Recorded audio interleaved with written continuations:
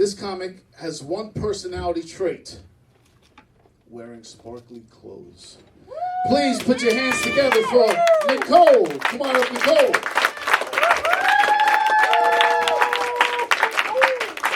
Good evening, everyone. So, my dog is mad at me. And I know exactly why. Recently I neutered him. Wait, let me clarify. I didn't neuter him, I just drove him to the vet. It was kind of a weird process getting him neutered because the organization that does the spaying and neutering kind of does it in a different function. Basically what happens is at 7:30 in the morning, about 25 people come and they drop off everything. Their dogs, their cats, their rabbits, this pelican, their ex-boyfriends. And then a couple hours pass, and then you go and you pick up your animals nut-free. Oh, man. So, my dog is fully recovered now, and he is very upset about it.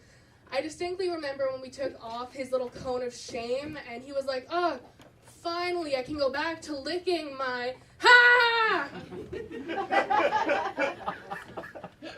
So he's giving me these death glares, but here's the thing. He's just this tiny little Shih Tzu Chihuahua mix, so he's got a little squishy face, so he doesn't really have the most threatening stare. So he's looking at me, and he's like... Poor thing, I'm shaking in my boots. I can't say I blame him, because imagine if we were all in his position. Okay, imagine you're in position. Pretend we're all dogs right now. Everyone, wiggle your tails too. Okay, excellent. So imagine you're a dog, and your favorite human being comes up to you, and they're like, yes, we're gonna go for a ride in the car.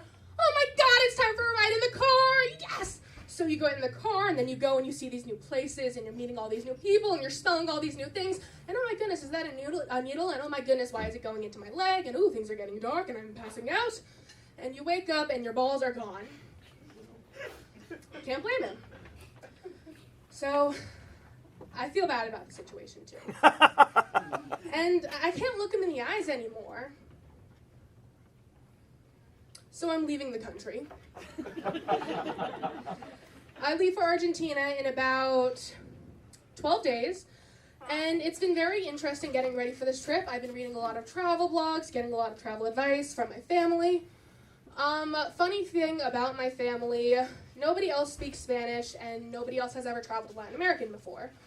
So, naturally, everyone's an expert about living in Argentina for 5 months. So, a couple weeks ago, I got a text message from my aunt. And she asked me, you're dyeing your hair before you leave the country, right? And I don't know about you guys, I've been dealing with the visa process, so the hair was kind of like a back of my head situation. So I ask, why? And she responds, it's dangerous to have red hair in Argentina. So I look it up, and culturally what I found was that people in Argentina, superstitious people, they view people with red hair similarly to how we in the United States view black cats, or how the entire world views gingers.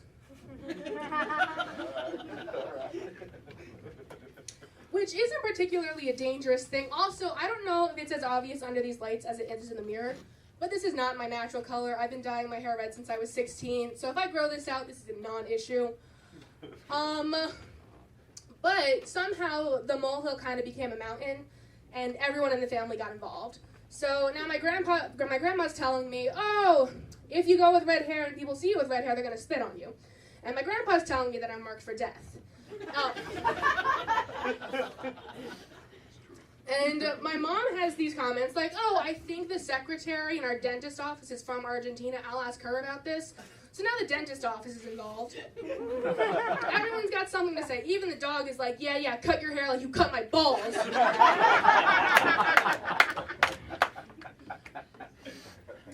And what's funny about this is people were worried about this because they were worried about my safety.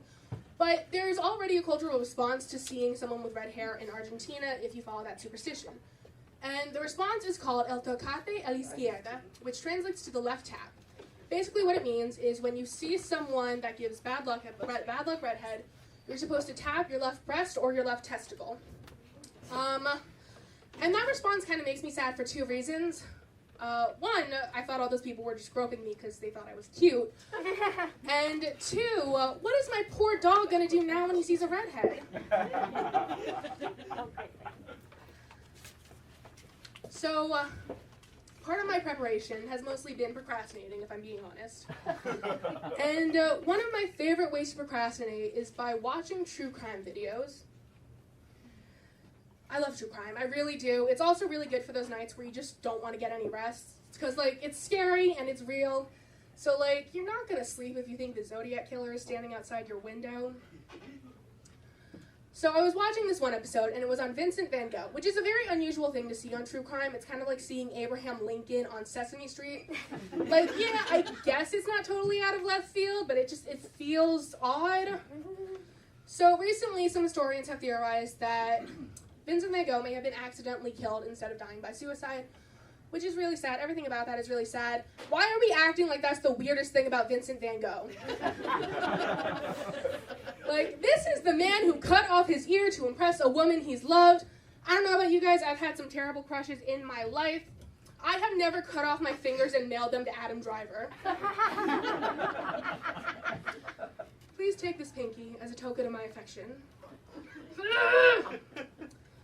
P.S. I loved you in Marriage Story.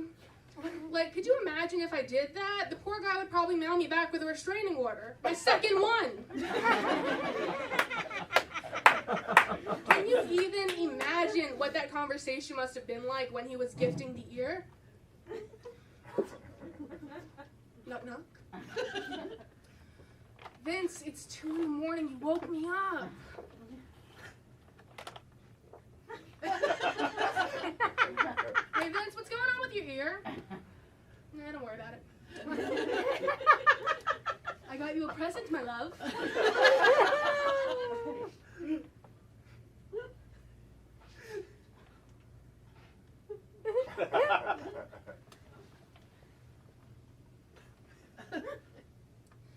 Hey, Vince, there's blood on this package.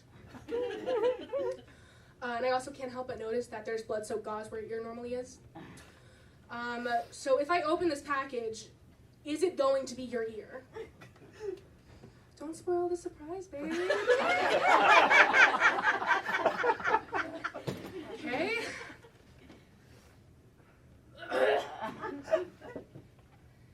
Vince, you gifted me your ear. Why did you do that? Because I love you. So you gave me your ear. Well, I mean, if you don't want that, here, you can take, like, this painting instead. Painting? Disgusting. Worthless. Ew. Thank you. You've been a wonderful crowd.